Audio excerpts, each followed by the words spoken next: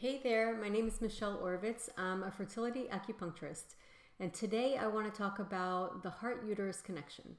It is actually very fascinating, something that I've always been fascinated with. And there's basically a connection, an actual channel in Chinese medicine perceives as the Bao Mai, and it connects the heart to the uterus directly. So one thing that I always found fascinating is about oxytocin. From a Western medicine perspective, that is considered the love hormone. And oxytocin has been studied mostly for its bonding connection.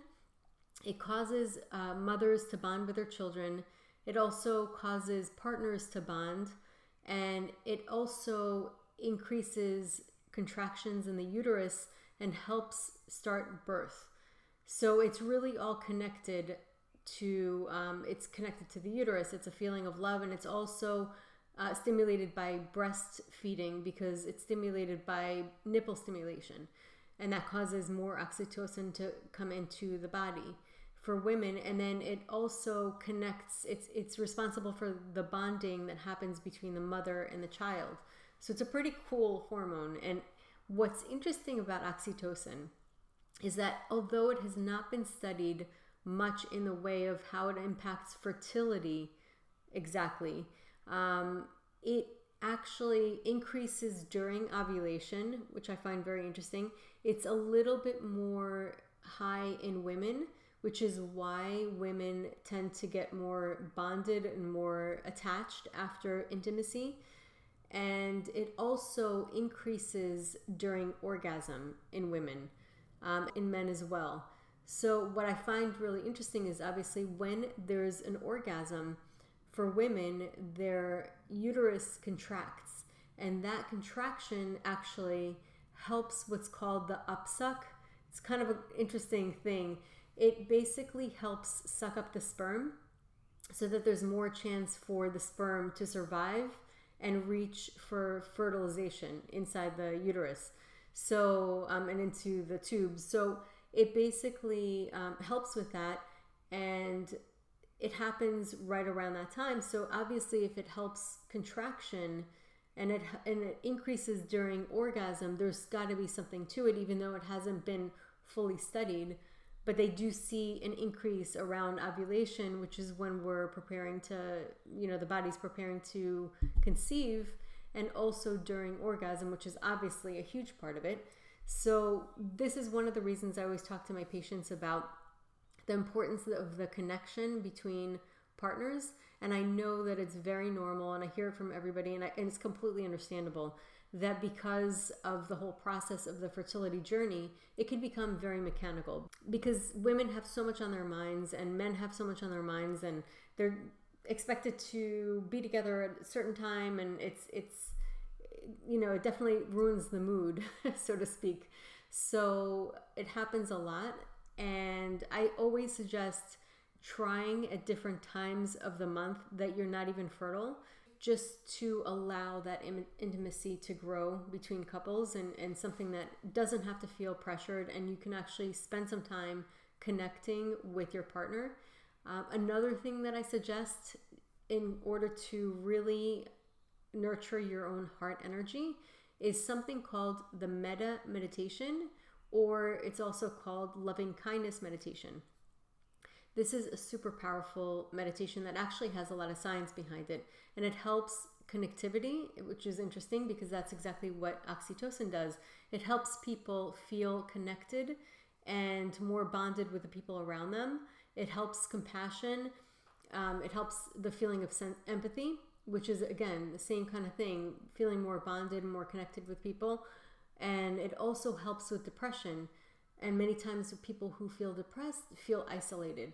It helps with anxiety. It's a really, really powerful exercise. Not easy always at first, but it is powerful. And I'm saying not easy just so that you know that if you do feel challenges, it's completely normal, and eventually it gets easier. And what you do is you basically, and I'm going to write this in the description of the notes, all the different things that you say to yourself, and then you start with yourself first, and you basically wish yourself well. And some people may have a little bit of a challenge with that at first. and you move on from yourself. So you basically say, may I feel peace of mind. May I be free of suffering. May I have good health and well-being. And you just continue on and on. And you can also create your own, whatever it is that you want to wish for yourself, or whatever it is that you typically like to wish for other people that's good and well-meaning. So you begin with yourself, and then you move on to the people that are the most important in your life. And that actually typically seems to be the easiest. It's easier than even yourself to think about somebody you really love, or some people that you really love, and you wish well for them. And then you move on to people that you like, and it's almost like a ring. It's like this ripple. And then you move on to people that you're neutral about. You like, but they're neutral. And then people that you're completely neutral about, just people that you don't really know. And then you move on to people that you don't really like. And then on into, obviously, the last would be the people that have hurt you. Now, this is not something that is absolutely required, and not everybody's used to it or ready for it, really. So I suggest only starting with a small ring, the small circle, starting with yourself, people you love. You could start with that, and maybe like a little bit out into people you're neutral with, and then cultivate that feeling of love. So when you feel love for somebody, if you're cuddling like a pet or a puppy, that kind of feeling of love, it tends to be, the reason why they say warm and fuzzy is because it really does have a warm and fuzzy feeling. So this feeling you sometimes would feel in your chest, it's like right here. And you feel this wonderful feeling of emotion, like this energy.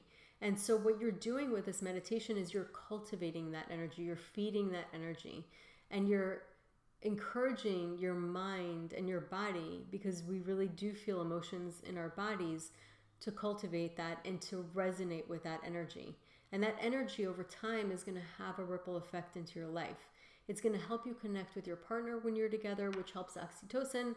It helps the whole fertility trying. And it also helps when you're going through the challenges of the fertility journey.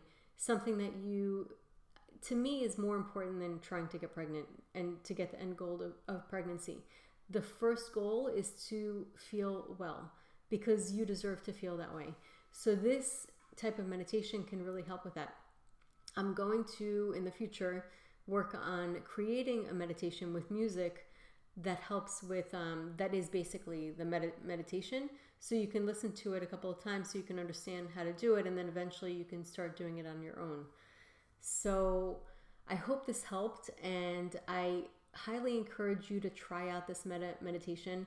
And if you're interested in more resources like this, go ahead and subscribe below the screen. And also, if you have any interesting comments or experiences doing the Metta meditation, or something that you are questioning, that you don't know, that you want to get more information about, go ahead and ask me the questions. I'm going to respond in the comments.